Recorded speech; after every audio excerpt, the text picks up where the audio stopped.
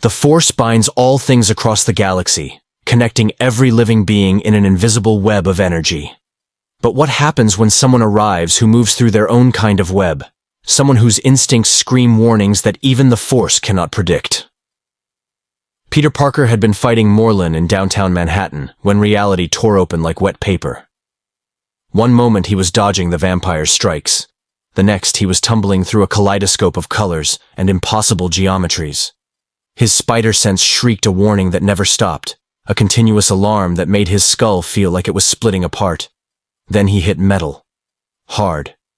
The impact would have killed a normal person. Peter's enhanced durability meant he only got the wind knocked out of him and a spectacular collection of bruises. He groaned, rolled onto his back, and stared up at a sky that was wrong. Not New York sky, not Earth sky. Massive buildings stretched impossibly high, their surfaces gleaming with lights and colors and patterns he'd never seen. Flying vehicles, actual flying vehicles, zipped through the air in organized chaos. And above it all, the stars looked different. Constellations he'd memorized as a kid were simply gone.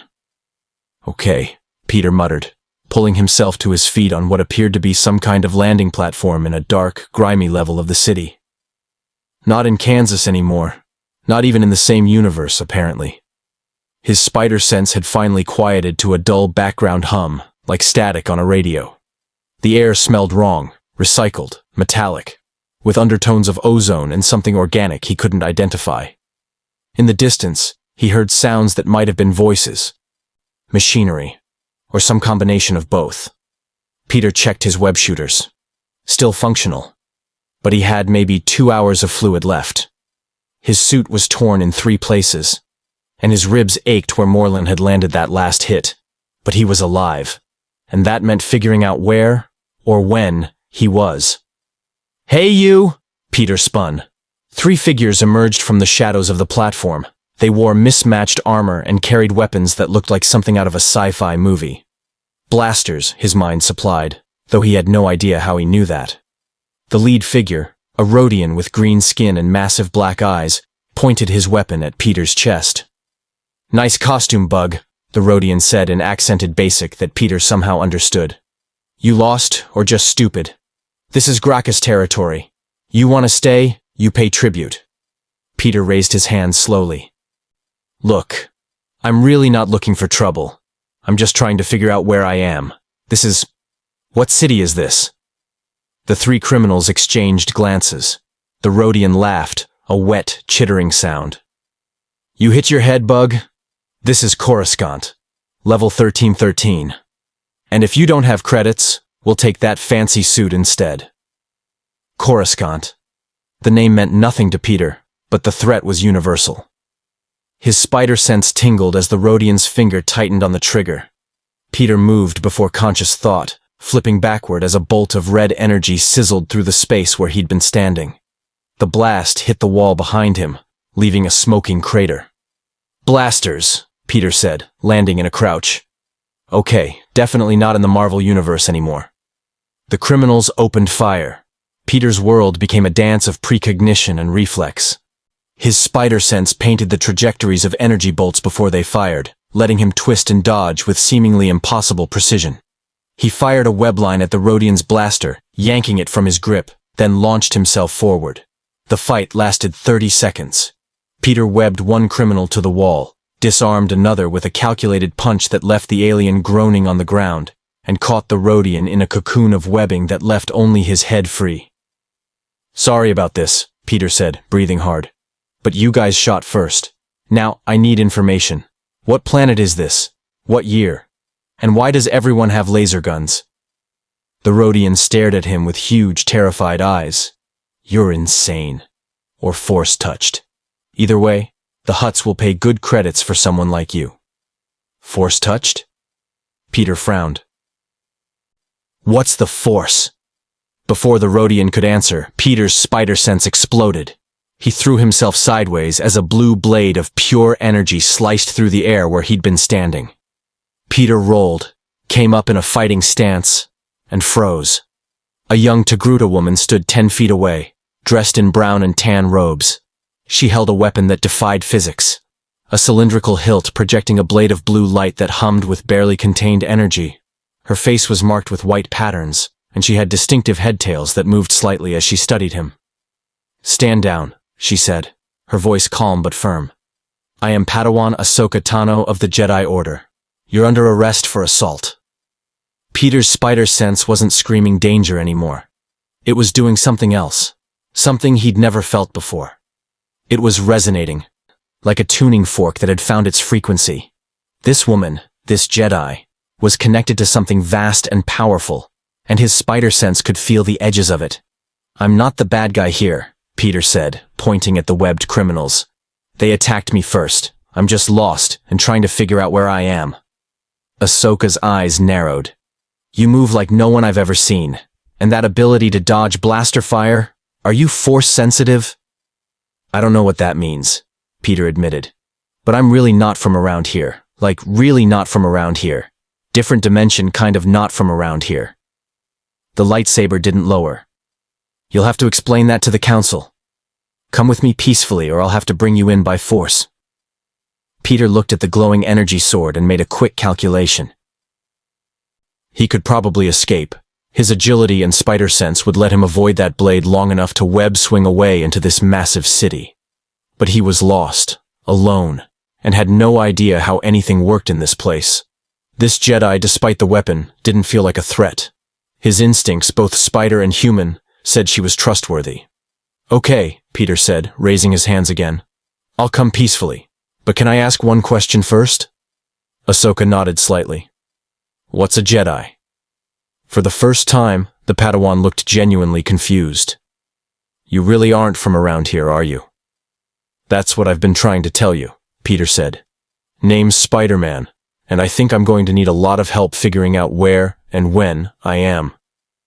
As Ahsoka contacted her temple and began leading him toward a proper level of the city, Peter looked up at the alien sky and wondered if he'd ever see home again. Somewhere in this vast galaxy, he could feel it in his bones. Something terrible was coming. His spider sense hummed with an undercurrent of dread that had nothing to do with immediate danger and everything to do with a future catastrophe waiting to unfold. He'd come to learn that feeling had a name: Order 66. If you want to see more characters enter the Star Wars galaxy, hit that subscribe button and drop the name of a character you'd want to see in the comments below. May the Force be with you. The Jedi Temple rose from Coruscant's surface like a monument to ancient power, its 5 spires reaching toward the planet's perpetual sky traffic. Peter had seen impressive buildings before: Stark Tower, the Baxter Building, even Avengers Mansion. But this was different. The temple felt alive in a way he couldn't quite explain, humming with an energy that made his spider sense pulse in rhythm with something vast and unknowable. Ahsoka led him through massive doors and into halls that seemed designed to make visitors feel small. Jedi of various species moved through the corridors with purposeful grace, their robes swishing softly against polished floors. Some were human, others decidedly not. Peter tried not to stare at a being with a head shaped like a triangle, or another with tentacles instead of hair. "Stay close," Ahsoka said. Her lightsaber now clipped to her belt, but her hand never far from it. "The Council will want to speak with you immediately." Council. Right. Peter's mind raced through possibilities. "So, just to clarify, are we talking wise elders who dispense cryptic advice, or more like a jury that decides if I'm a threat?" "Yes," Ahsoka said.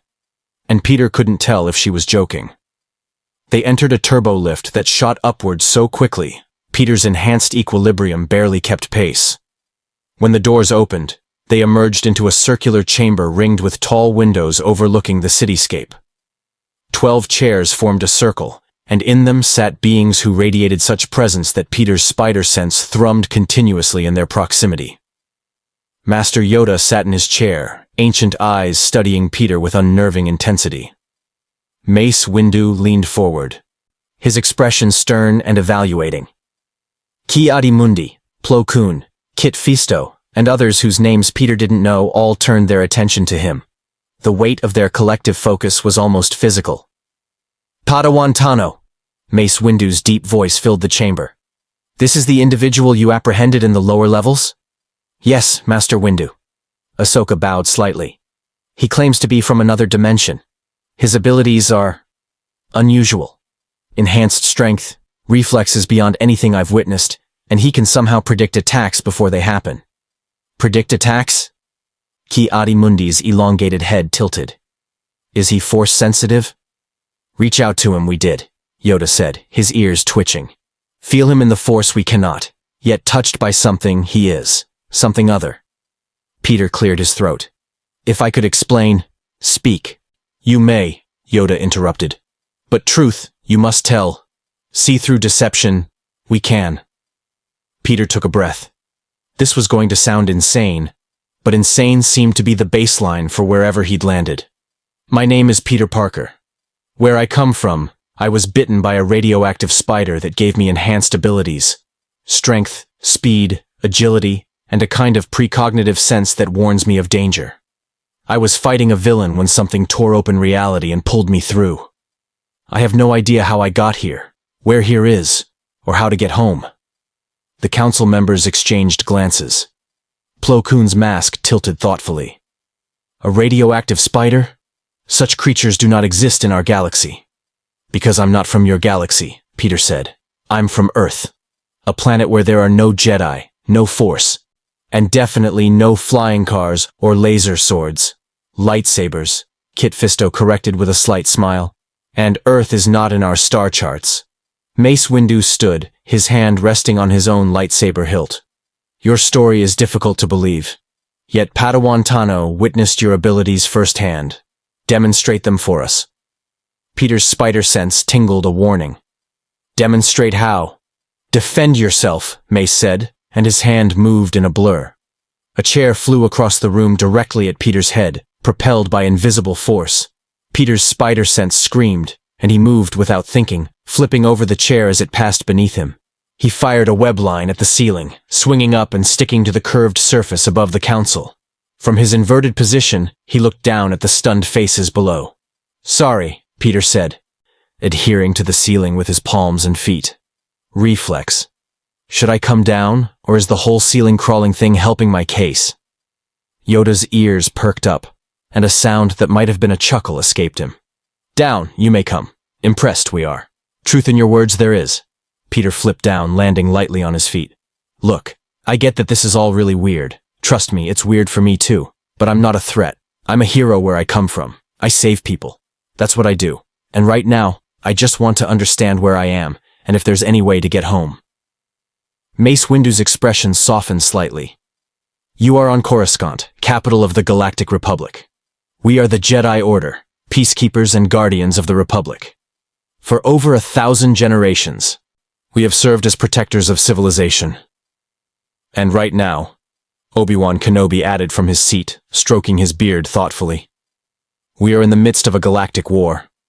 The Clone Wars have stretched our resources thin. The Separatist Alliance seeks to break away from the Republic, and we Jedi serve as generals in the Republic's army. Peter's head spun. A galactic war. Jedi generals. This was so far beyond anything he'd dealt with in New York that it made alien invasions look simple. Generals? But you're peacekeepers. That seems like a contradiction. A contradiction it is, Yoda agreed solemnly. But serve. We must. Dark times these are. Darker still, they may become. Peter's spider sense pulsed at those words, a low dread that settled in his gut. What do you mean? The Force is out of balance, Obi-Wan explained. The dark side clouds everything. We cannot see the future clearly, cannot sense the threats that surround us. It is as if a shadow has fallen over the galaxy. Strong you are, Yoda said, fixing Peter with those ancient eyes. But understand the Force, you do not. Dangerous, this is. Both for you and for those around you. So what happens now? Peter asked. Are you going to lock me up? Send me away? Because I've got to tell you, I don't have anywhere to go. Mace Windu exchanged a long look with Yoda before speaking. The Council will deliberate on what to do with you. In the meantime, you will remain in the temple as our guest. Padawan Tano will be responsible for your supervision. Ahsoka's headtails twitched in surprise. Master? Consider it additional training, Obi-Wan said with a slight smile. Learning to work with unconventional allies is a valuable skill in war. As the council dismissed them, Peter followed Ahsoka out of the chamber. His mind raced with questions about this galaxy, this war, and these Jedi who could move objects with their minds and carried swords made of light. But beneath all those questions, his spider sense continued its low, steady hum of warning. Something was wrong in this place. Something the Jedi couldn't see, but that his instincts screamed was coming. He didn't know what it was yet, but Peter Parker had learned long ago to trust his spider sense. It had never been wrong before. The Jedi Temple's training rooms were unlike any gym Peter had ever seen. Massive spaces with adjustable gravity, holographic opponents, and obstacle courses that reconfigured themselves mid-run. But what fascinated Peter most wasn't the technology. It was the Jedi who had taken a personal interest in him. Anakin Skywalker moved through the training room with fluid confidence, his lightsaber humming as it cut through practice remotes. He was younger than Peter expected for someone called the hero with no fear, maybe mid-20s, with sandy hair and a mechanical right hand that whirred softly with each movement. When Ahsoka had mentioned her master wanted to meet the dimension-hopping Spider-Man, Peter had expected another stern lecture about the Force. Instead, Anakin had grinned and challenged him to a sparring match. "Again," Anakin said, breathing only slightly harder than when they'd started.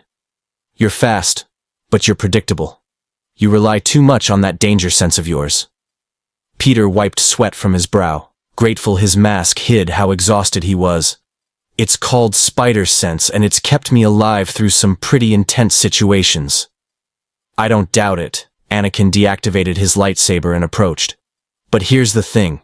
You're not fighting street thugs anymore. You're in a galaxy at war. Separatist battle droids, Sith assassins, bounty hunters with military-grade weapons.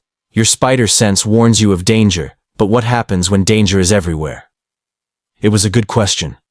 Since arriving in this galaxy, Peter's spider sense had been operating at a constant low-level alert. The background radiation of danger made it harder to distinguish immediate threats from ambient unease. "So what do I do?" Peter asked. Anakin's expression grew more serious. "You learn to trust more than just instinct. You develop strategy, understanding. The Force guides us, but it also requires us to think, to adapt." He paused, studying Peter carefully. "Your abilities, they're not so different from ours in some ways. We sense danger through the Force. You sense it through whatever that spider bite gave you. We're both tapping into something beyond normal perception. Except I can't move things with my mind, or shoot lightning from my fingers," Peter pointed out. "Neither can most Jedi," Anakin laughed. "Lightning is a dark side ability, and trust me, being able to stick to walls is something I'd have killed for during the Battle of Geonosis." Over the next hours, Anakin taught Peter about this galaxy, the Republic, 10,000 years old, now fracturing under the pressure of the Clone Wars. The Separatists, led by Count Dooku, a former Jedi who'd turned to the dark side. The Clone Army, genetically engineered soldiers bred for war. And the Force itself, a mystical energy field that connected all living things. "The Jedi follow the light side," Anakin explained as they walked through the temple gardens. "We seek peace, knowledge, serenity. The Sith follow the dark side, passion, strength, power. There are always two, a master and an apprentice." "And which side is winning?" Peter asked. Anakin's jaw tightened. "Neither. That's the problem. This war has dragged on for 3 years. Every time we think we're making progress, something else goes wrong. It's like someone is playing both sides, keeping the conflict going deliberately." Peter's spider sense pulsed. "You think someone is?" "I don't know," Anakin admitted. "The Council says I'm being paranoid. They say the dark side clouds everything, makes it hard to see clearly. But sometimes I wonder if we're all missing something obvious." They reached a balcony overlooking Coruscant's endless cityscape. The sun was setting, painting the sky in shades of orange and purple that reminded Peter of home. For a moment, the homesickness hit him so hard he had to grip the railing. "You miss your world," Anakin said quietly. It wasn't a question. "Yeah," Peter admitted. I have people there who are probably worried sick. Aunt May, my girlfriend MJ, my friends. They don't know where I am, or if I'm even alive. I understand, Anakin said, and something in his voice suggested he really did. I was taken from my mother when I was 9, freed from slavery and brought to the temple. I wanted to go back for her, to save her. But the Jedi code, attachment is forbidden. We're supposed to let go of personal connections, trust in the Force. That sounds lonely, Peter said. Anakin smiled, but it didn't reach his eyes. It is, but we do what we must to serve the greater good. He clapped Peter on the shoulder. Come on, there's someone I want you to meet. The best soldiers in the galaxy. The military barracks attached to the Jedi Temple housed the 501st Legion, Anakin's personal battalion of clone troopers.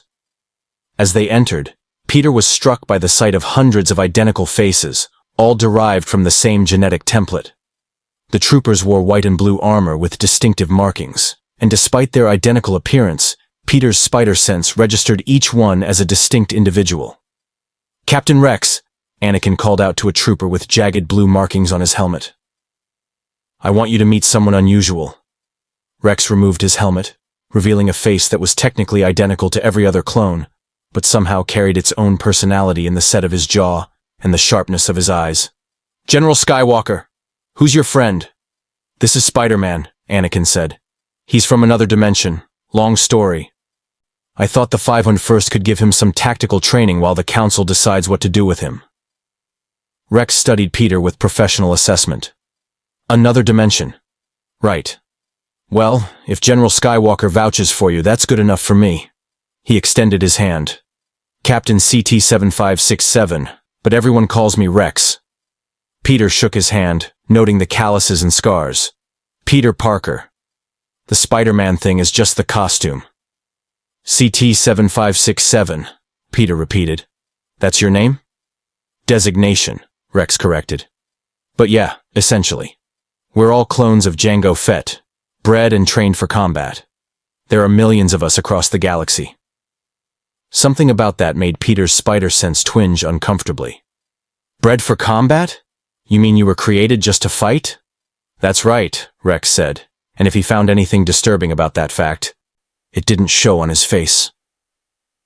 We were made to serve the Republic, to fight alongside the Jedi. It's what we were designed for.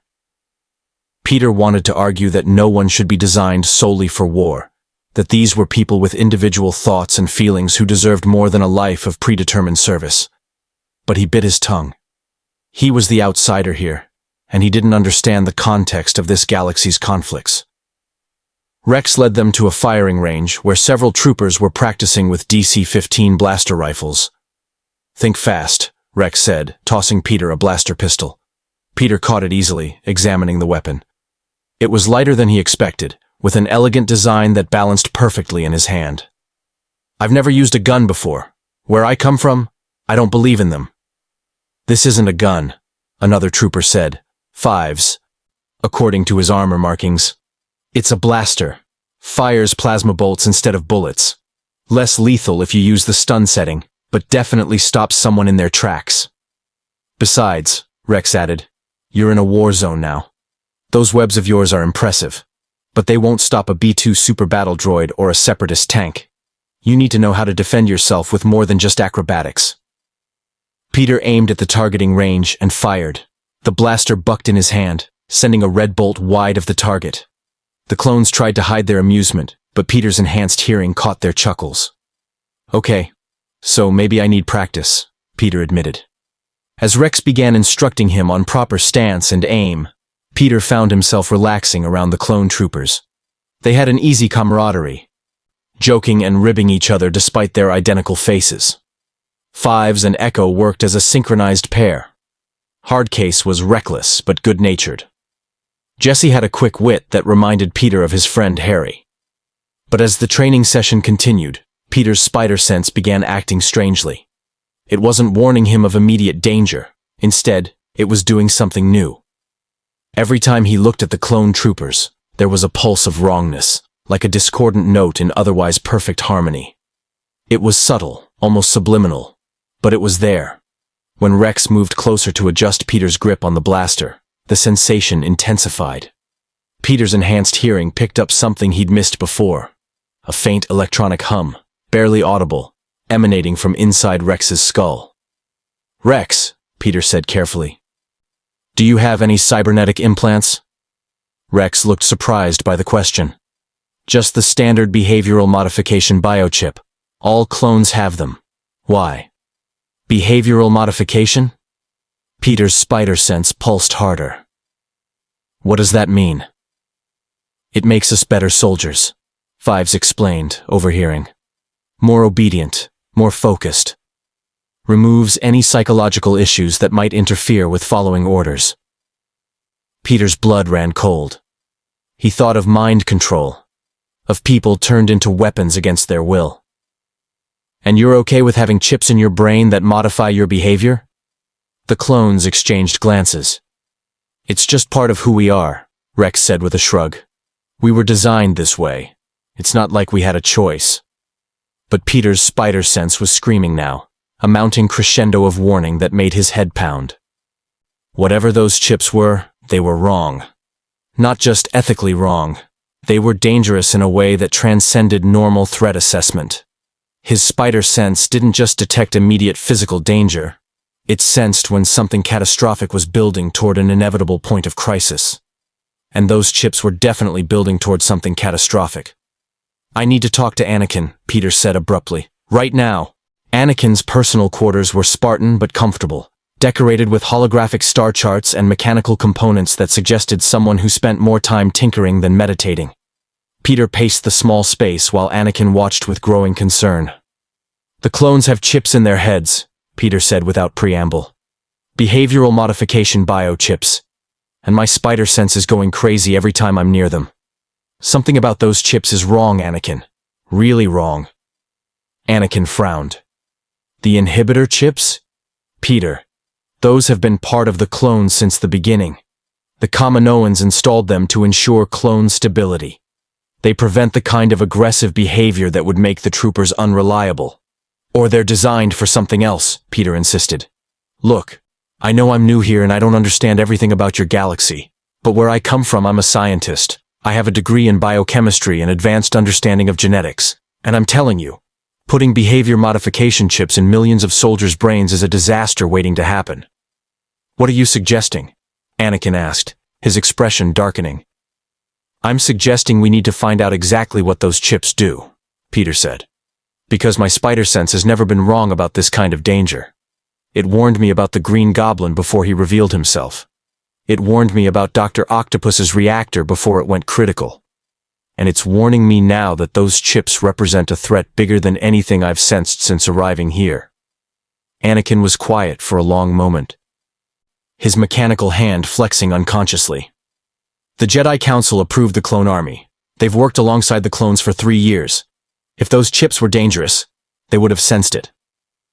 "You said yourself the dark side clouds everything," Peter countered. "What if that's the point? What if those chips are part of whatever shadow is hanging over your galaxy?" "That's a serious accusation," Anakin said. "You're talking about a conspiracy at the highest levels of the Republic. The Kaminoans created the clone army under commission from—" He stopped abruptly, his eyes widening. "We don't actually know who commissioned the army. It was supposedly ordered by a Jedi Master who died years before the war started." Peter's spider sense pulsed in confirmation. "That doesn't sound suspicious to you?" Anakin stood, beginning to pace himself. "I've always wondered about the timing. The clone army was ready exactly when we needed it, as if someone knew the war was coming years in advance. And now you're saying the soldiers themselves might be compromised?" "I'm saying we need to investigate," Peter said. "Find out what those chips really do. Maybe I'm wrong. I hope I'm wrong. But if I'm right, then millions of soldiers are walking around with devices in their heads that could be activated for purposes we don't understand." "The Council won't believe you," Anakin said. "They'll say you're paranoid, that you don't understand how the Force works. Master Windu barely trusts you as it is." "Then we don't go to the Council," Peter said. "Not yet. Not until we have proof. You're a Jedi Knight and a general. You have access to medical records. Technical specifications. Help me investigate the chips, and if we find something, then we take it to the council with evidence they can't ignore. Anakin studied Peter for a long moment, and Peter could almost see the internal debate playing out behind those blue eyes. Finally, Anakin nodded. Okay, but we do this quietly.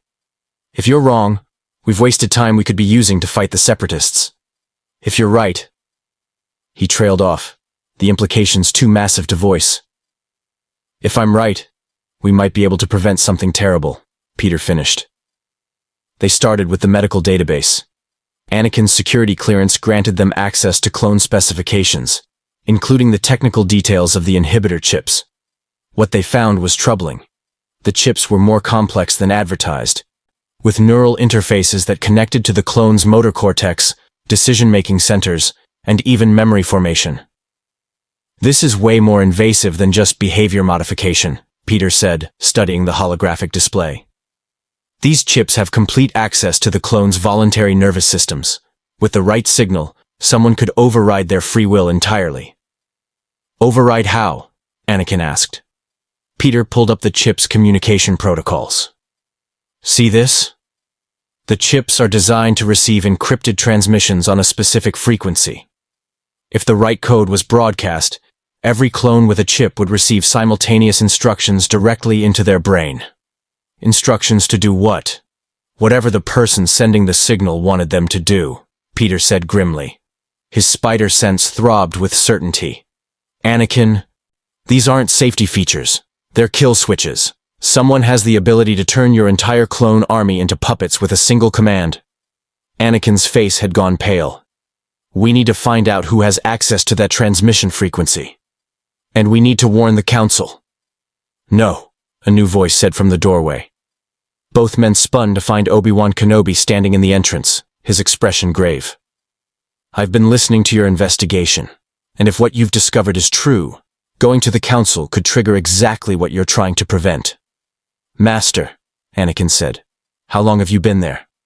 Long enough, Obi-Wan entered fully, closing the door behind him. Peter's theory has merit. The Force has been clouded for years, preventing us from seeing threats that should be obvious.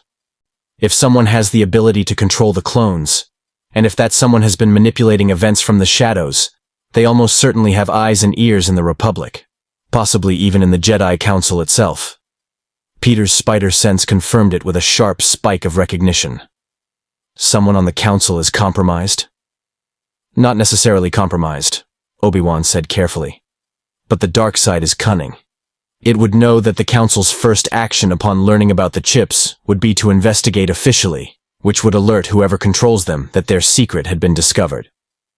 So what do we do? Anakin asked. Obi-Wan stroked his beard thoughtfully. We investigate further, but quietly. Peter, your spider sense is clearly attuned to danger in ways the Force is not. You may be able to detect patterns and threats that remain hidden from us.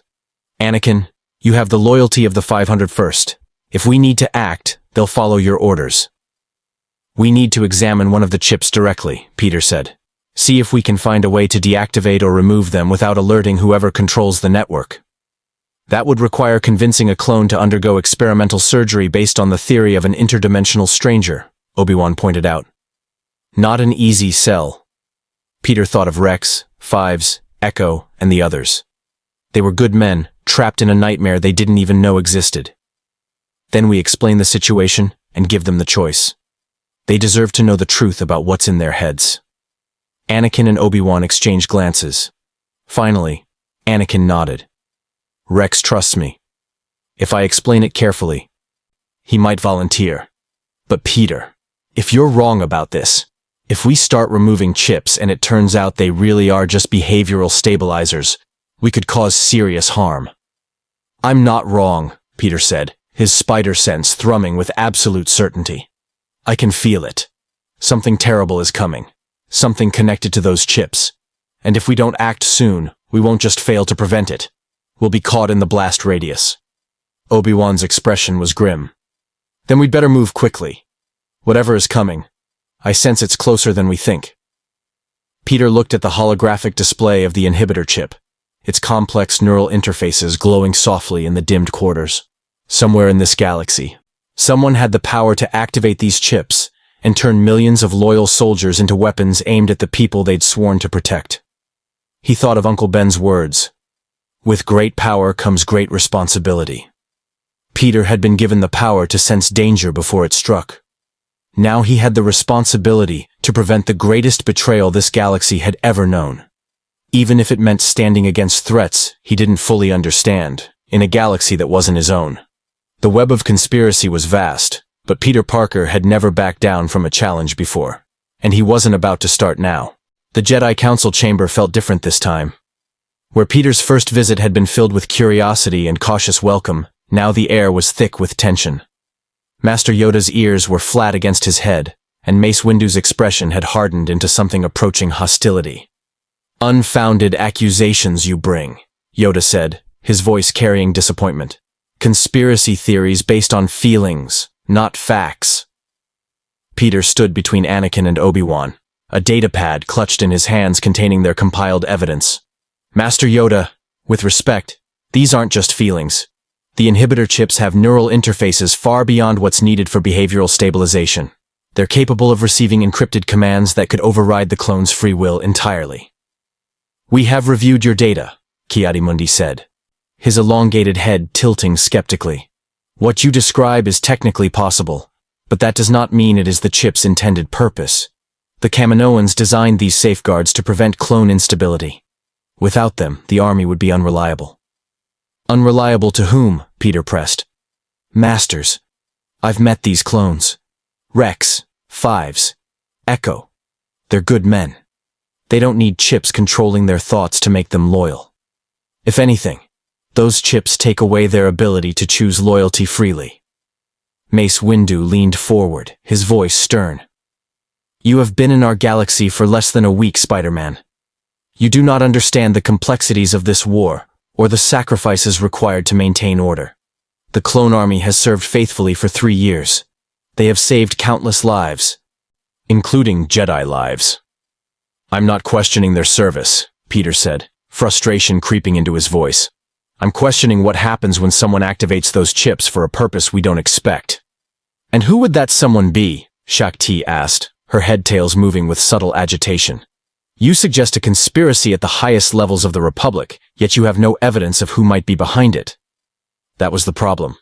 Peter's spider sense warned him of danger, but it couldn't give him names or faces.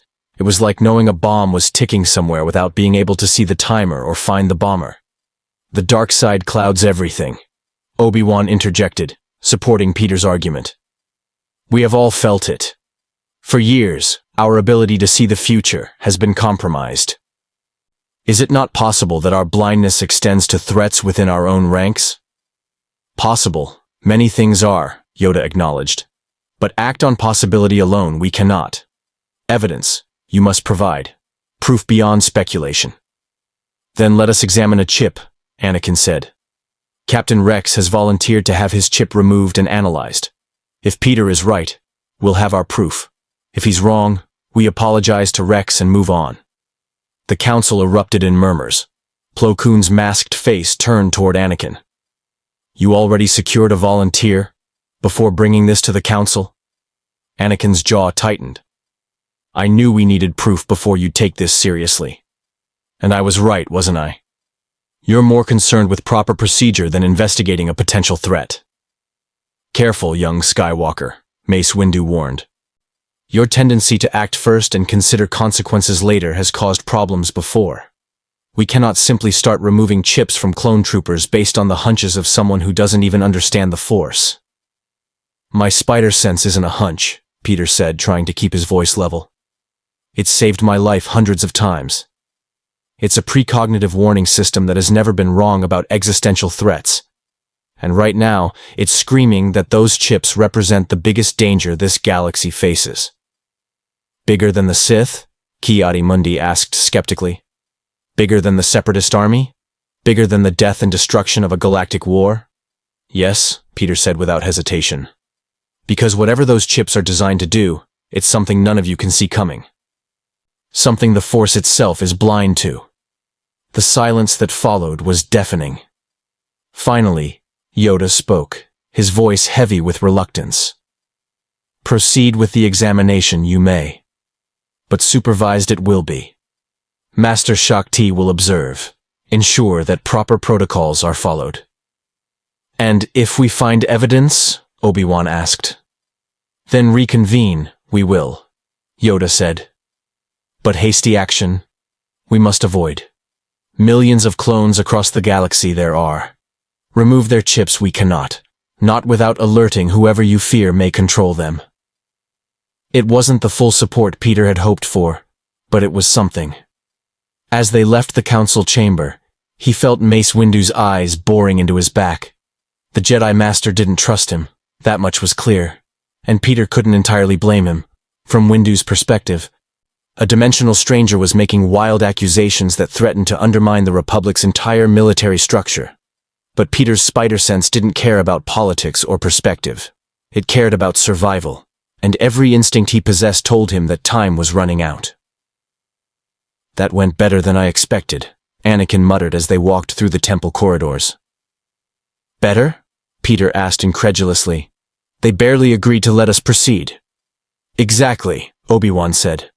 The council didn't forbid the examination. For them, that's practically enthusiastic support. You must understand, Peter. The Jedi are guided by the Force and by careful deliberation. Acting on hunches and feelings without concrete evidence goes against everything we're trained to do. Even when those hunches might save lives? Especially then, Obi-Wan replied. Because acting rashly on incomplete information has historically led to as many disasters as inaction. The Sith understand this about us. They know we'll hesitate, debate, seek consensus. It's both our greatest strength and our most exploitable weakness. They reached the medical bay where Rex was waiting, already changed into a surgical gown. The clone captain looked remarkably calm for someone about to have experimental brain surgery. General Skywalker, Rex said, standing at attention. I'm ready whenever you are. Rex, you don't have to do this, Anakin said, though his voice carried gratitude. We're asking you to take a serious risk based on theory. With respect, sir, I've taken serious risks based on theory every time we've followed one of your battle plans, Rex said with a slight smile. If there's something in my head that could be used against the Jedi or the Republic, I want it out. Besides, Spider-Man's instinct saved my life in that firefight on level 1313. I trust him. Peter felt a surge of emotion. Rex barely knew him, yet was willing to undergo dangerous surgery based on trust alone. I won't let you down, Captain. I know you won't, Rex said simply. While Peter and the Jedi prepared for Rex's surgery, a very different conversation was taking place in the Supreme Chancellor's office. Palpatine stood before the massive windows overlooking Coruscant, his hands clasped behind his back in a posture of contemplative authority. To the casual observer, he was merely a concerned leader watching over his war-torn republic. But behind his carefully maintained expression, his mind raced with calculations and contingencies. Spider-Man, he said softly, testing the name. An unexpected variable. Mas Amedda, his loyal advisor, shifted uncomfortably. The Jedi Council's latest report mentions him, Chancellor. A being from another dimension with unusual abilities. Should we be concerned? Concerned. Palpatine turned, and for just a moment, something ancient and predatory flickered in his eyes before his grandfatherly mask returned. My dear Amedda, we should be very concerned indeed.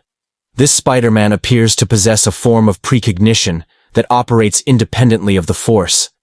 That makes him unpredictable. Shall I arrange for him to be brought in for questioning? Amedda asked. In the interest of Republic security?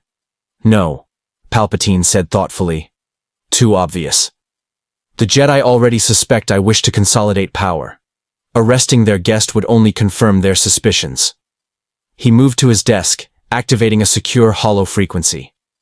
But perhaps we can arrange for someone else to express interest in our interdimensional visitor. The hologram that appeared showed a figure in dark robes with a curved lightsaber hilt visible at his belt. Count Dooku, leader of the Separatist Alliance and Palpatine's secret apprentice, regarded his master with aristocratic calm. My lord, Dooku said, bowing slightly. I received your urgent summons. Lord Tyrannus, Palpatine used Dooku's Sith name. We have a complication. A being from another dimension has appeared on Coruscant. He possesses abilities that may pose a threat to our plans. Dooku's eyebrow raised with interest. Another dimension? Fascinating. What manner of abilities? Enhanced physical capabilities and a form of danger sense that appears to transcend normal precognition, Palpatine explained. More troubling, he has taken an interest in the clone army's inhibitor chips. He is currently working with Skywalker and Kenobi to investigate them. For the first time, Dooku's composed expression cracked slightly. He knows about the chips? He suspects, Palpatine corrected. But his suspicions are dangerously accurate. If he uncovers the true purpose of Order 66 before we're ready to implement it, years of careful planning will be compromised. Then we eliminate him, Dooku said simply. I can dispatch assassins, or perhaps General Grievous. No, Palpatine interrupted. Direct action would only validate his suspicions and alert the Jedi to scrutinize the chips more carefully. We need something more subtle. We need to discredit him, make the Jedi believe his warnings are paranoid fantasies. And how do you propose we do that?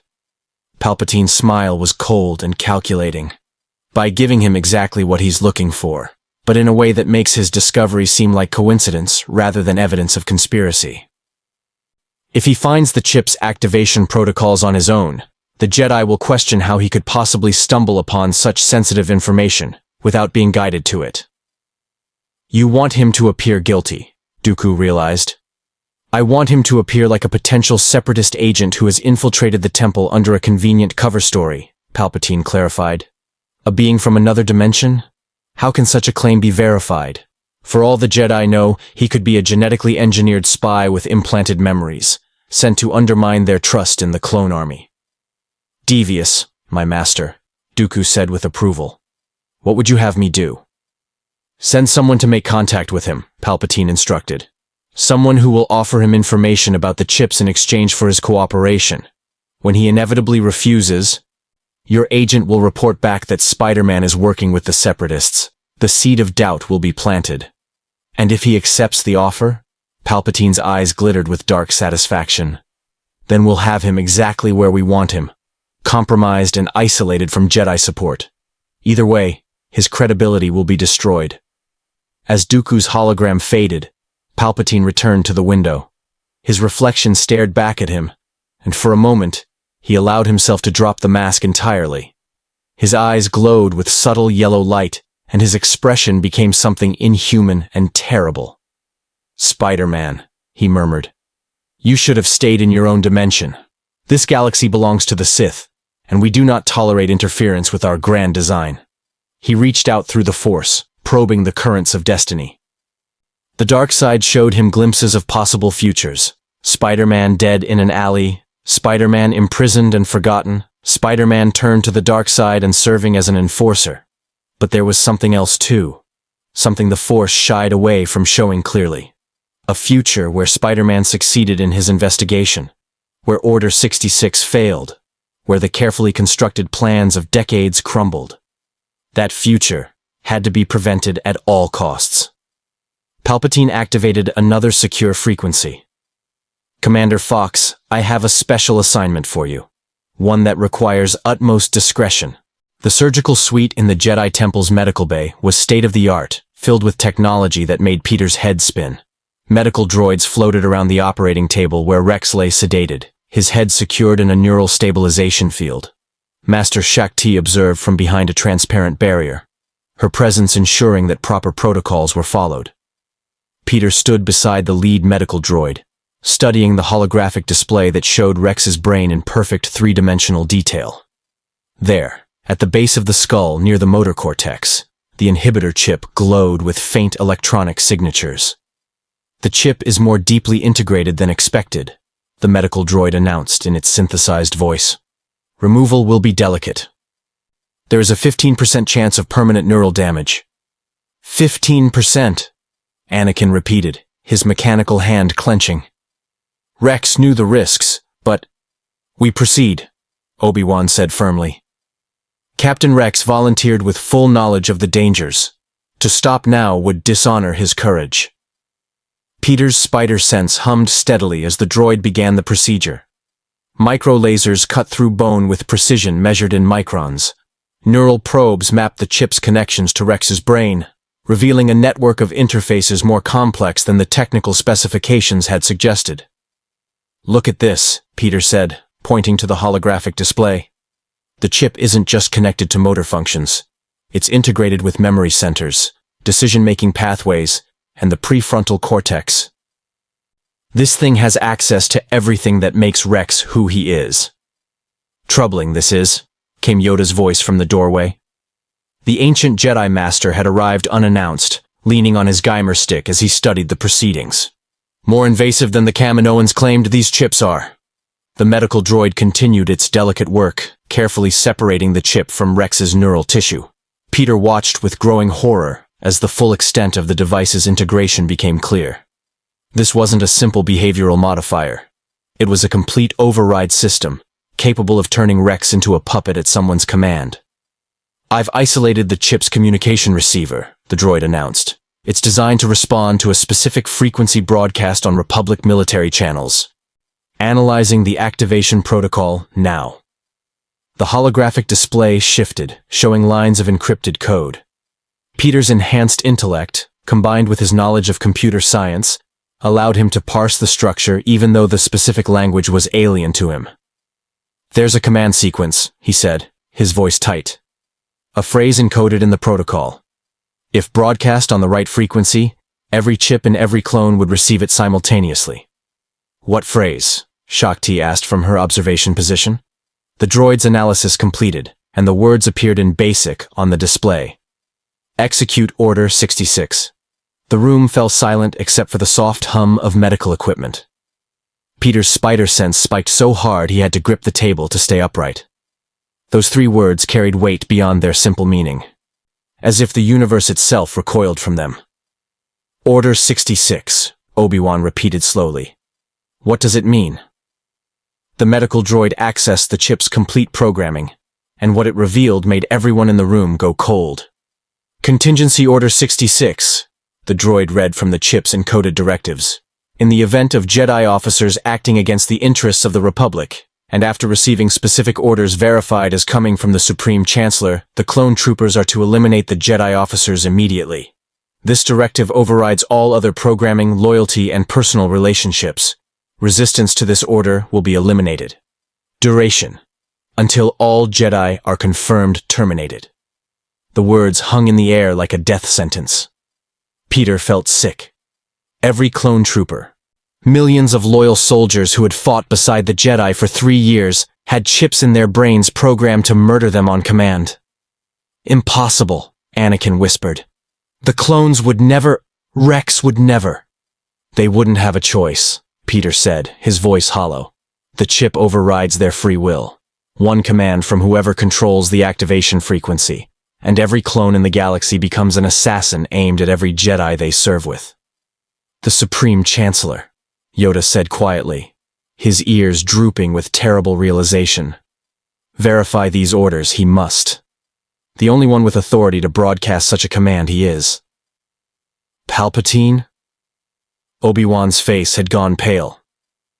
"Master Yoda, are you suggesting the Supreme Chancellor is behind this?" "Suggest nothing, I do," Yoda replied. "But evidence we now have. The pieces fall into place, they do. The clone army commissioned by a dead Jedi. The war that benefits no one yet continues. The dark side clouding our vision from the very top of the Republic. All roads, they lead to one place." Peter's mind raced, connecting dots.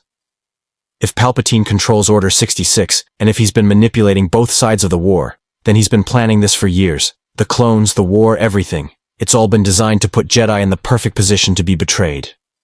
"We need to inform the Council immediately," Shakti said, already moving toward the comm station. "No!" Peter's spider sense screamed warning. "We can't broadcast this on any channel. If Palpatine has eyes and ears everywhere, and he knows we've discovered the chips, he'll activate Order 66 immediately," Obi-Wan finished, understanding dawning in his eyes. "While the Jedi are still scattered across the galaxy, serving as generals with clones at their sides, it would be a massacre." "Then what do we do?" Anakin demanded. "We can't just sit on this information while the Chancellor plots to murder every Jedi in the galaxy." Yoda closed his eyes, reaching out through the Force. When he opened them again, they held a weight of sorrow Peter hadn't seen before.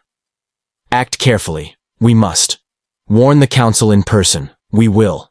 No electronic communication. Trust no one outside this room. And the Chancellor? Shakti asked. Confront him. We must, Yoda said. But with evidence and with strength. Arrest the Supreme Chancellor of the Republic we cannot, unless certain we are. The Senate, turn against us they would. Civil war within the Republic. It could cause. Peter looked down at Rex, still sedated on the operating table, the chip now removed from his brain and sealed in a containment field.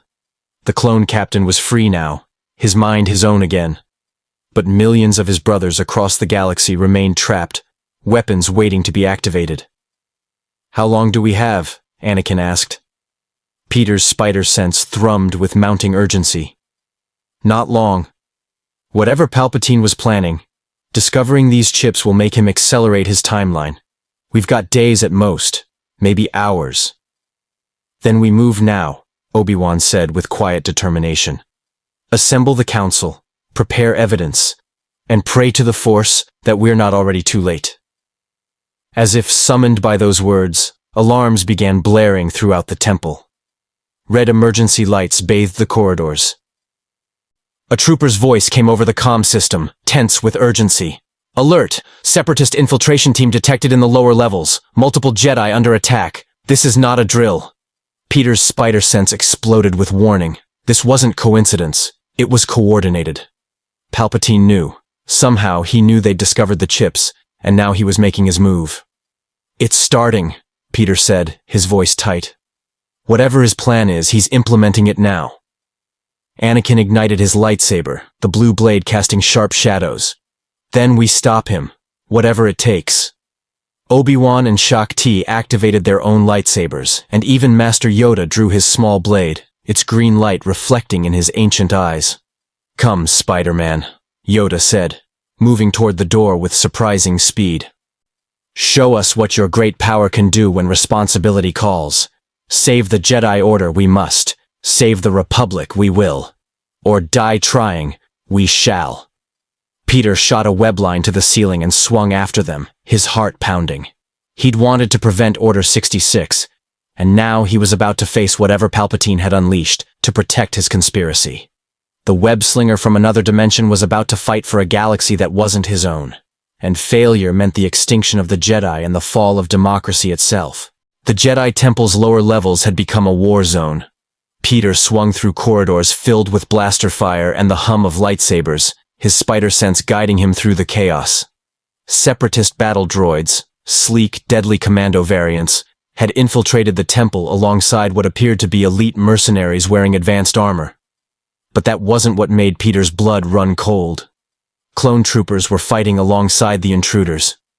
Rex was right to trust you. Commander Fox's voice echoed through a helmet speaker as he led a squad of Coruscant guard troopers against a group of Jedi Knights. But orders are orders. The Chancellor has declared the Jedi traitors to the Republic. Fox, no! Anakin deflected blaster bolts with his lightsaber, refusing to strike back at the clones. You're being manipulated. The chips in your head are functioning perfectly, Fox replied coldly, and fired again. Peter webbed Fox's blaster and yanked it away, then shot web lines that pinned 3 troopers to the walls. His spider sense screamed warnings from every direction, not just from the immediate attacks, but from something larger happening across the entire planet. Obi-Wan! Peter shouted over the chaos. It's not just here! My spider sense is going crazy! Order 66! It's happening everywhere! Obi-Wan's face went pale as he reached out through the Force. Peter saw the exact moment the Jedi Master felt it. Thousands of lights winking out across the galaxy as Jedi fell to their clone companions' betrayal. Obi-Wan staggered, grief and horror washing over his features. Across the galaxy, Obi-Wan whispered. They're dying. All of them. The younglings, Shakti gasped, turning back toward the temple interior. The Padawans in the training halls. Go, Yoda commanded. Protect the young ones, you must. Skywalker with her, go. Spider-Man with me, you come. Anakin hesitated for only a moment before running after Shaak Tai, his lightsaber cutting through battle droids as he raced to save the temple's children. Peter swung after Yoda, who moved with force-enhanced speed despite his small stature. "Where are we going?" Peter asked. "To the source," Yoda replied. "Face the darkness we must. The Chancellor's office." They burst into a turbolift.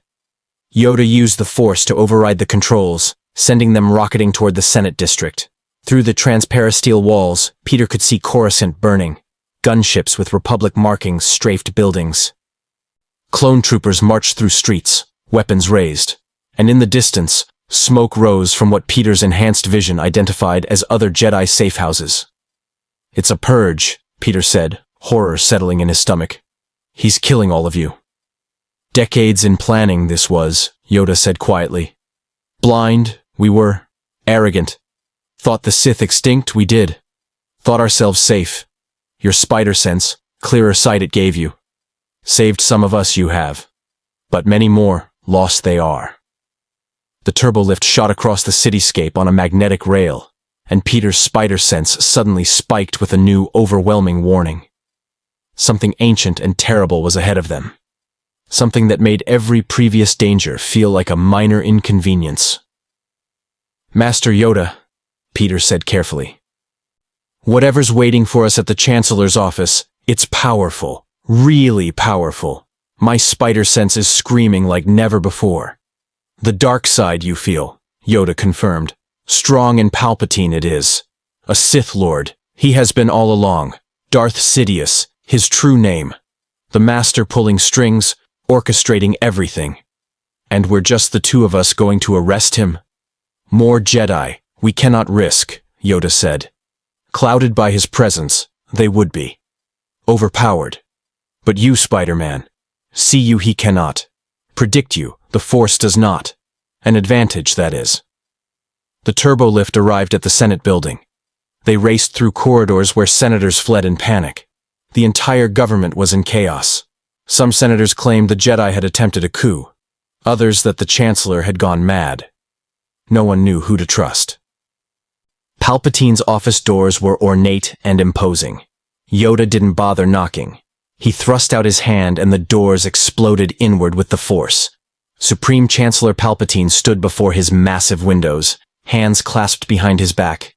When he turned, his face was calm, almost serene, but his eyes glowed with sickly yellow light. "Master Yoda," Palpatine said, his voice carrying layered harmonics of darkness. "And the Spider-Man. How unfortunate that you've chosen to side with the Jedi traitors." "Traitors?" Peter said, his fists clenching. "You're the one who just ordered millions of soldiers to murder their commanding officers." "I gave order to eliminate a threat to the Republic," Palpatine replied, and his form seemed to grow larger, more terrible. The kindly Chancellor's mask was gone entirely, replaced by something ancient and malevolent. "The Jedi have grown too powerful, too arrogant. They sought to control the Senate, to overthrow democracy itself. I am simply restoring order." "Lies!" Yoda's voice cracked like thunder. "A Sith Lord you are, Darth Sidious. Your deceptions, ended they are. Surrender you will." Palpatine's laugh was cold and cruel. "Surrender, you senile fool. I have waited decades for this moment. The Jedi are finished. The Republic will be reorganized into the First Galactic Empire. And you—" his eyes fixed on Yoda with hateful intensity. "You will not live to see it." Lightning erupted from Palpatine's fingers, not the crackling bolts Peter had seen in movies, but torrents of pure dark side energy that lit the entire office like a malevolent sun. Yoda caught the lightning on his lightsaber, the green blade absorbing and redirecting the attack, but the force of it drove him back. Peter didn't hesitate. He fired web lines at Palpatine, but the Sith Lord gestured casually, and the Force ripped the webbing apart before it could connect. A second gesture sent Peter flying across the room, slamming into the wall hard enough to crack the durasteel paneling. "Insignificant insect," Palpatine hissed. "You should have stayed in your own dimension." Peter's spider sense screamed as Palpatine raised his hand again. But this time Peter was ready. He pushed off the wall at an angle, using his enhanced agility to dodge the lightning that scorched the air where he'd been. He came in low, faster than Palpatine expected, and landed a punch to the Sith Lord's midsection with enough force to dent a car. Palpatine grunted and flew backward, crashing into his desk. For a moment, genuine surprise crossed his face. "You dare strike a Sith Lord?" "Where I come from, we've got a saying," Peter said, circling carefully while Yoda positioned himself on the opposite side. "With great power comes great responsibility. You've got power, but you've completely forgotten the responsibility part." "Responsibility?" Palpatine rose, his form now fully embracing the dark side. His face was twisted with rage, his robes whipping in a wind that came from the Force itself. "I have taken responsibility for an entire galaxy. For 1,000 years the Sith have waited in shadow, planning, preparing. Now the galaxy will be ours to rule as we see fit." The battle that followed was unlike anything Peter had ever experienced. Palpatine moved with impossible speed, his red lightsaber appearing in his hand as he engaged Yoda in a duel that shook the foundations of the building. Lightning and force powers flew in every direction. Furniture exploded. Windows shattered. Peter used his mobility to stay alive, web swinging around the office to avoid the collateral damage of 2 Force users at full power. His spider sense kept him one step ahead of Palpatine's attacks, and he realized something crucial. The Sith Lord couldn't predict his movements. The Force showed Palpatine futures and probabilities, but Peter existed outside those calculations. He used that advantage ruthlessly. Every time Palpatine focused on Yoda, Peter attacked from an unexpected angle, webbing the Sith Lord's face, yanking his feet out from under him, landing hits that drove Palpatine back. And every time Palpatine turned to eliminate Peter, Yoda pressed his advantage with his superior lightsaber technique. "Annoying you are," Palpatine snarled at Peter, lightning crackling around his hands. "A fly buzzing around a god! Gods bleed," Peter shot back, dodging another lightning blast. "Trust me, I've fought enough of them to know." But Palpatine was incredibly powerful. Centuries of Sith knowledge combined with mastery of the dark side. The office was in ruins, and Peter could feel himself tiring. His ribs ached where Palpatine's force push had slammed him into the wall. His web shooters were running low on fluid. And then his spider sense gave him something new. Not a warning of danger to himself, but a warning of danger to someone else. "Yoda, move!" Peter screamed. The ancient Jedi Master leaped aside just as Palpatine unleashed a concentrated blast of dark side energy that would have killed him instantly. The attack destroyed a section of the office wall, opening it to the Coruscant skyline beyond. "You cannot defeat me!" Palpatine roared, his power reaching fever pitch. "I am the dark side incarnate. I am the end of the Jedi. I am the future." "You're also," Peter said, his spider sense showing him an opening, "really bad at watching your back." Peter fired web lines at the ceiling supports that Palpatine's attacks had weakened. The durasteel beams groaned and gave way. Tons of debris rained down on the Sith Lord, and Palpatine had to divert his attention to protect himself with the Force. That moment of distraction was all Yoda needed. The Jedi Master attacked with renewed fury, his lightsaber a blur of green light. Palpatine was forced fully on the defensive, unable to coordinate his force powers while fending off Yoda's assault. "Now, Spider-Man," Yoda called out. "Together, end this we shall." Peter swung in from above, building momentum. His spider sense guided him through the maelstrom of force energy and lightsaber strikes. At the perfect moment, he released his web line and drop-kicked Palpatine with every ounce of his enhanced strength. The impact sent the Sith Lord flying through the broken window. Palpatine screamed in rage and surprise as he tumbled toward the Coruscant traffic lanes thousands of feet below. Peter's spider sense pulsed with satisfaction. For a moment, he thought it was over. Then Palpatine stopped falling. The Sith Lord simply hung in midair, suspended by the Force, and his laughter echoed across the cityscape. "Did you think it would be that easy?" Palpatine's voice carried across the distance. "I have prepared for every contingency. The order has been given. The Jedi are dying. And even if you somehow manage to kill me..." His smile was terrible. "The Empire will rise regardless. I have set events in motion that cannot be stopped." Lightning erupted from Palpatine's hands, not aimed at Yoda or Peter. but at the temple itself in the distance. A massive bolt of dark side energy lanced across the sky and struck the temple's main spire. No! Yoda reached out with the Force, trying to contain the attack, but even his power couldn't stop the explosion that followed. The temple's upper levels erupted in flames. Anakin, Ahsoka, the younglings, everyone still inside. Peter's spider sense told him they were alive, injured, trapped, but alive. But they wouldn't be for long if he and Yoda stayed here fighting Palpatine. We have to go back, Peter said urgently. The temple. Exactly as he planned, Yoda said grimly. Force us to choose, he does. Save those we can, or stop him here. Palpatine rose higher into the air, gathering dark side energy around himself like a storm. Choose quickly, Jedi. Every second you delay, more of your precious order dies. What will it be? A futile attempt to kill me? Or a desperate rescue of the few survivors I've graciously left you? Peter's mind raced through calculations. Palpatine was right. They couldn't do both. If they stayed to fight, people would die in the burning temple.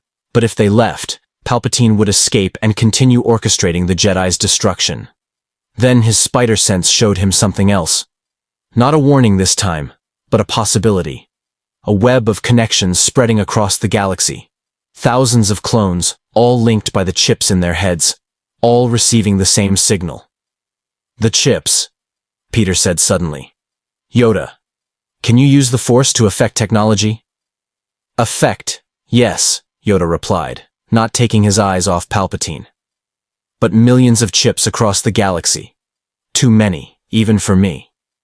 You don't need to affect all of them, Peter said, his scientific mind working furiously. You just need to disrupt the broadcast frequency. The chips are receivers. They're listening for commands on a specific channel. If we jam that frequency with enough Force energy... Understanding dawned in Yoda's ancient eyes. Stop the signal we could. The clones, freed they would be. Confused they would be. But free. You're too late, Palpatine screamed, unleashing another torrent of lightning. Order 66 has been given. The command is in every chip. Jamming the frequency changes nothing. But Peter's spider sense told him differently. He could feel it. The chips were sophisticated, but they required continuous verification signals to maintain the override. Cut off that signal, and the chips would default to their backup programming. Loyalty to the Jedi they served with. He's lying, Peter said.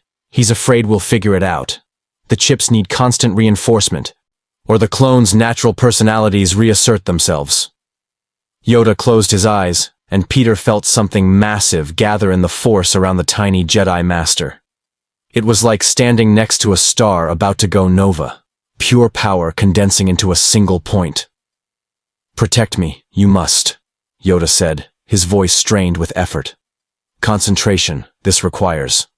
All my strength. Palpatine realized what they were attempting and dove toward them, his face twisted with fury. No! I will not allow it! The Jedi will die! They must die! Peter met the Sith Lord in midair. He had maybe 10 seconds of web fluid left, 3 cracked ribs, and bruises covering half his body. But he also had something Palpatine didn't have. A reason to fight that went beyond power or control. For Uncle Ben, Peter whispered, thinking of the man whose death had taught him about responsibility. For Aunt May.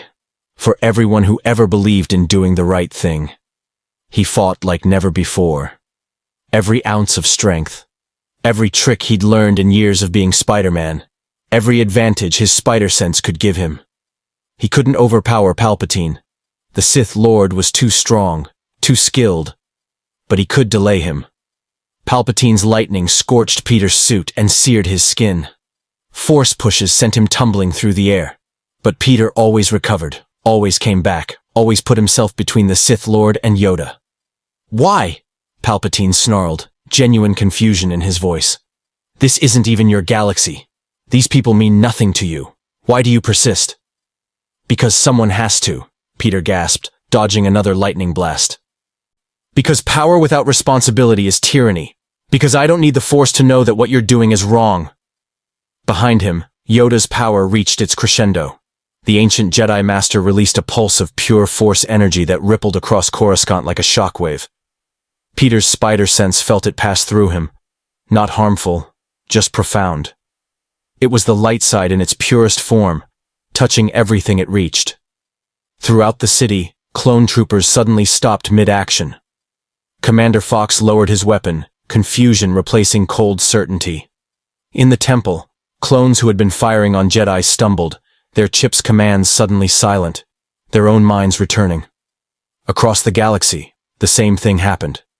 On Kashyyyk, clones hesitated before firing on Yoda's friends. On Utapau, Obi-Wan's battalion held their fire. On Felucia, Aayla Secura's troops dropped their weapons and refused the order to kill her. Order 66 had been disrupted. Palpatine felt it through the Force and screamed in absolute rage. "No! Decades of planning! You cannot undo my work!" "Already undone it is," Yoda said, his voice exhausted but triumphant. "Your order, rejected it has been. The clones, free they are. Your empire, stillborn it is." The Sith Lord's face contorted with such hatred that Peter's spider sense went into overdrive. Palpatine gathered the last of his strength for one final attack, not at Yoda or Peter, but at the Senate building itself. "If I cannot rule the galaxy," Palpatine hissed, "then no one will." The dark side energy he unleashed would have collapsed the entire Senate district, killing thousands of senators and citizens. But Yoda stepped forward and caught it, absorbed it into himself with a technique so advanced Peter couldn't even begin to understand it. The two forces met. Palpatine's rage and Yoda's serenity. The dark side and the light. Hatred and compassion. For a moment, they were perfectly balanced. Then Peter webbed Palpatine's face. It was an absurd gesture in the middle of a cosmic battle between good and evil. Sticky white webbing covering the Sith Lord's eyes and mouth. But it broke his concentration for just a fraction of a second. That was all Yoda needed. The Jedi Master redirected Palpatine's own attack back at him with interest. The dark side energy struck the Sith Lord like a hammer, and Palpatine fell, really fell this time. His power exhausted, his body broken. He plummeted toward the Coruscant underworld, and Peter's spider sense confirmed what his eyes couldn't see. Palpatine's death, finally and truly, as the darkness consumed itself. The silence that followed was deafening. "Is it over?" Peter asked, hardly daring to believe. "Over. This battle is," Yoda said, leaning heavily on his stick. "But much work remains. The clones, confusion they feel. The Jedi, scattered across the galaxy they are. The Republic, still in chaos it is. But alive, we are. Hope, we have. And that, enough it is." Emergency vessels arrived, carrying Anakin, Ahsoka, and other Jedi who had survived the attack on the temple. They found Peter and Yoda on the landing platform, exhausted but alive. "The temple burns," Anakin said, grief in his voice. "But we saved the younglings. We saved most of them." "Master Yoda, what happened?"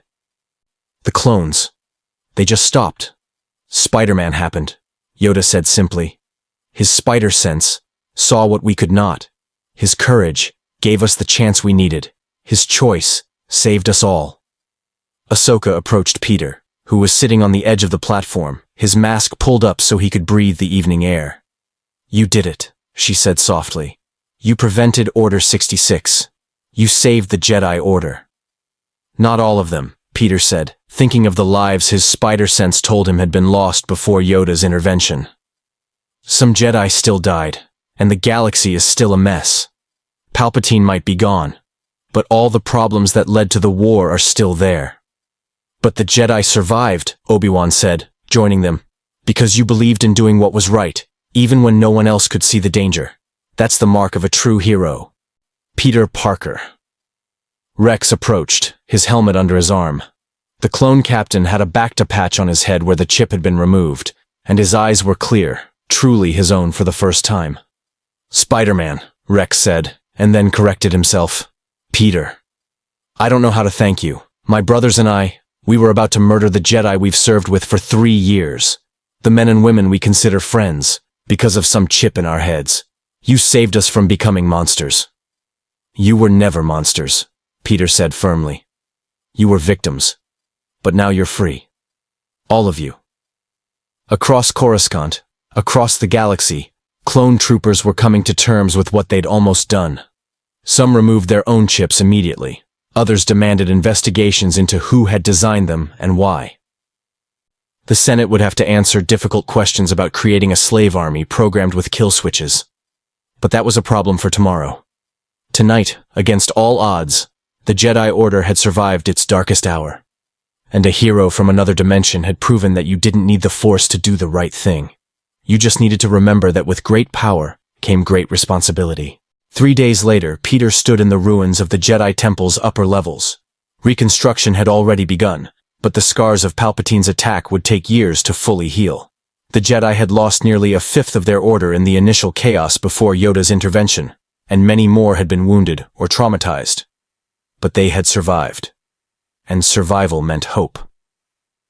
"Still no way home?" Anakin asked, joining Peter among the ruins. "Not yet," Peter admitted. He'd worked with the Temple's scientists, but dimensional rifts didn't follow the rules of hyperspace or the Force. Getting back to his Earth might take years, or might never happen at all. But I'm okay with that. For now, at least. There's still a lot of work to do here. The Republic is investigating the Kaminoans, Anakin explained. Turns out Palpatine commissioned the clone army using a dead Jedi's identity, but the Kaminoans knew something was wrong and didn't report it. They're facing serious charges. And the clones? Free to choose their own paths, Anakin said with a slight smile. Some are staying with the Republic military. The war isn't over after all. But they're volunteers now, not slaves. Others are leaving to find their own way in the galaxy. Rex is working with the Senate to establish clone rights and citizenship. Peter felt his spider sense, which had been screaming for weeks, finally settle into a peaceful hum. Not gone. It would never be fully gone in a galaxy this dangerous, but manageable. Like coming home after a long, exhausting day. "The Council has an offer for you," Anakin continued. "They want you to stay at the Temple. Not as a Jedi, you can't use the Force, but as an advisor, someone who can see threats they can't. A different perspective. Like the friendly neighborhood Spider-Man, but for the whole galaxy?" Peter laughed. "That's a bigger neighborhood than I'm used to." "You don't have to decide now," Anakin said. "But Peter, you saved us. All of us. The Order owes you a debt that can never be repaid." Peter thought about Uncle Ben, about the responsibility that came with power. He thought about Mary Jane and Aunt May, waiting for him in a dimension he might never see again. He thought about the clones who'd been freed, the Jedi who'd survived, the younglings who would grow up to become knights because someone had cared enough to trust his instincts. "With great power," Peter said softly, "comes great responsibility. I've got power. As long as I'm stuck here, I might as well use it responsibly." Yoda appeared from the shadows, as if he'd been waiting for that exact moment. "A Jedi, you will never be, Spider-Man, but a hero, you already are. Stay, you will?" Peter looked out over Coruscant's endless cityscape, at a galaxy that wasn't his own, but that he'd fought to save anyway. His spider sense hummed with contentment, telling him this was where he needed to be. At least for now. "Yeah," Peter said, pulling his mask back on. "I'll stay. Someone's got to keep an eye on you guys. Besides, I've always wanted to explore space. Might as well do it while making a difference." As the twin suns of some distant system set over Coruscant's horizon, Peter Parker, the spectacular Spider-Man, stood among Jedi and clones, rebels and senators, all working together to rebuild what had nearly been destroyed. He'd come to this galaxy by accident. He'd stayed by choice. And in doing so, he'd proven that heroism transcended dimensions, that doing the right thing mattered regardless of where or when you were. Order 66 had been prevented. The Jedi Order survived. And a new legend was born. The legend of the web-slinging hero who had saved an entire galaxy by simply refusing to give up. The Force would bind the galaxy together, but Spider-Man would be there to catch anyone who fell through the cracks. May the Force be with you. More stories await.